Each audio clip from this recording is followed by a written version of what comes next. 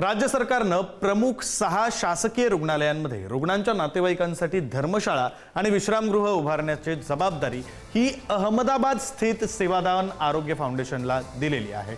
संस्थेला 49 वर्षांसाठी वार्षिक 1 रुपया भाड्याने जागा उपलब्ध करून देण्यात येणार आहे। बांधकाम, देखभाल, सुरक्षा व संचालनाचा संपूर्ण खर्च संस्था उचलणार असून 2 वर्षांमध्ये प्रकल्प पूर्ण करणं बंधनकारक आहे। करार संपल्यानंतर इमारत आणि सर्व मालमत्ता कोणताही मोबदला न देता सरकारकडे हस्तांतरित केली जाणार आहे।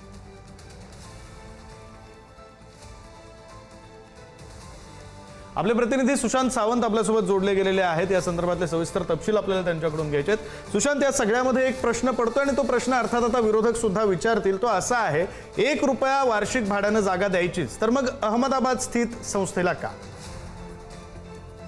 अगदी खरं आहे विक्रांत। खरं तर काल रात्री शासन जो आहे तो जाहीर झाला आणि त्यानंतर खऱ्या अर्थानं चर्चा सुरू झाली। ती म्हणजे महाराष्ट्र स्थित एखाद्या कंपनीला का हे कंत्राट दिले नाही, का हे काम दिले नाही। अर्थातच ज्या कंपनीला काम दिलंय त्याला विविध राज्यांमध्ये आतापर्यंत जवळपास 6 राज्यांमध्ये हे काम जे आहे त्या कंपनीला देण्यात आलं। मात्र महाराष्ट्रात अहमदाबाद स्थित एका कंपनीला हे काम देण्यात आल्यामुळे कुठेतरी विरोधक देखील आता आक्रमक होऊ शकतात। आपण पाहिलं असेल तर कालच मुलुंडची जागा जी आहे ती अदानींना देण्याचा घाट सरकारने घातल्याची टीका जी आहे ती विरोधकांकडून करण्यात आली।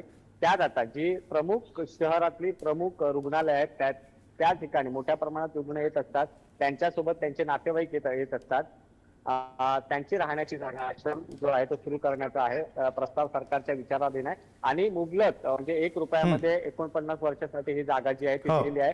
अर्थात आता यावरून विरोधक काय बोलतात हे बघणं महत्त्वाचं असणार आहे। अगदी खरं आहे सुशांत, विरोधक आता काय भूमिका घेतात, काय म्हणतात, काही प्रश्न विचारतात, त्यावर उत्तर काय दिलं जातं सगळं पाहणं महत्त्वाचं आहे। धन्यवाद तुम्ही दिलेल्या या सविस्तर माहितीसाठी।